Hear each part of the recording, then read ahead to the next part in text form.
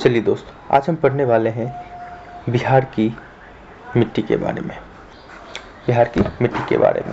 बिहार में मुख्य रूप से दो प्रकार की मिट्टी पाई जाती है। फर्स्ट है अपशिष्ट मिट्टी, सेकेंड है अवरोध मिट्टी। अपशिष्ट मिट्टी वह मिट्टी जिसका निर्माण स्थल पर मौजूद चट्टानों से हुआ है, और अवरोध मिट्टी, यह मिट्टी अपशिष्ट मिट्टी के विपरीत है। ये प्रवाहित होकर बनती है। कैसे बनती है? प्रवाहित होकर, नदी के द्वारा प्रवाहित होती है, उसके बाद बनती है, जो मुख्यतः गंगा के मैदान में पाए जाते हैं। गंगा के मैदान में।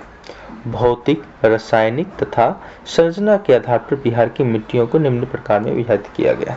हम जानेंगे बिहार में कौन कौन प्रकार की मिट्टियां पाई जाती है।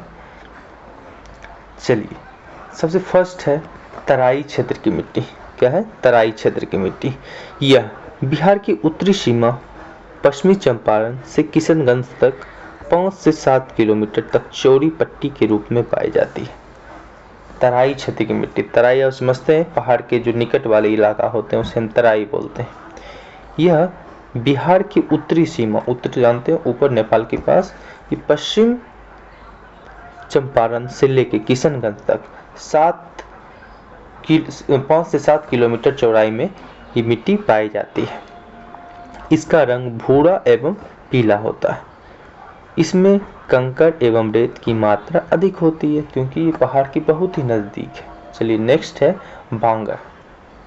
बांगर या बलसुंदरी मिट्टी।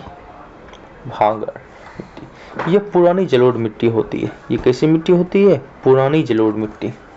इसका विस्तार तराई क्षेत्र में पूर्णिया और सहरसा जिले के कोसी क्षेत्र में है। इसकी प्राकृतिक क्षारीय है। ये जो मिट्टी है क्षारीय है। इसमें सिंचाई की आवश्यकता होती है। इसका रंग हल्का भूरा है। चलिए, अब थर्ड नंबर ताल या टाल मिट्टी। गंगा के दक्षिण भाग में 8 से 10 किलोमीटर चौड़ी पट्टी में विस्तृत है। गंगा के दक्षिण मतलब नीचे। यह मोटे कण वाले मिट्टी होते हैं।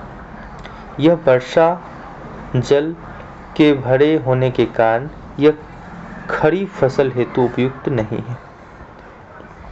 ये चीज तो कॉमन ही है। यह अधिक उर्वरक मिट्टियां में से एक है। सबसे अधिक उर्वरक मिट्टी आप जानते होंगे, टाल सुने होंगे, टाल पे खेती होता है।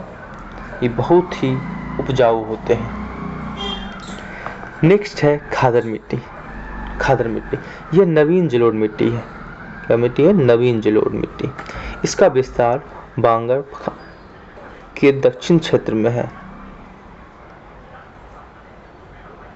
इसकी प्राकृतिक गैर क्षारीय तथा अधिक उपजाऊ है। इसका रंग गाढ़ा भूरा होता है।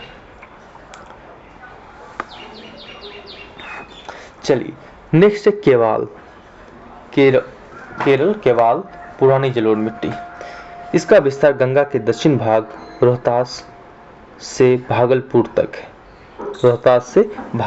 तक है। केवाल मिट्टी में क्षारीय गुण है। कौन सा गुण है?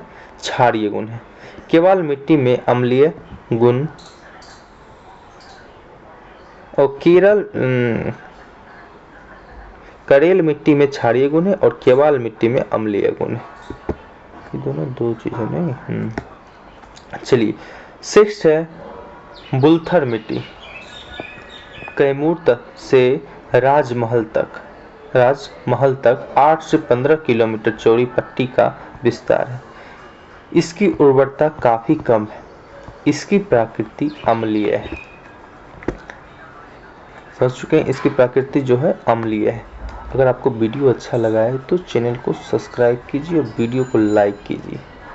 और हम पूरा बिहार स्पेशल एक प्लेलिस्ट बनाए, उसको भी देख सकते हैं। Thank you for watching.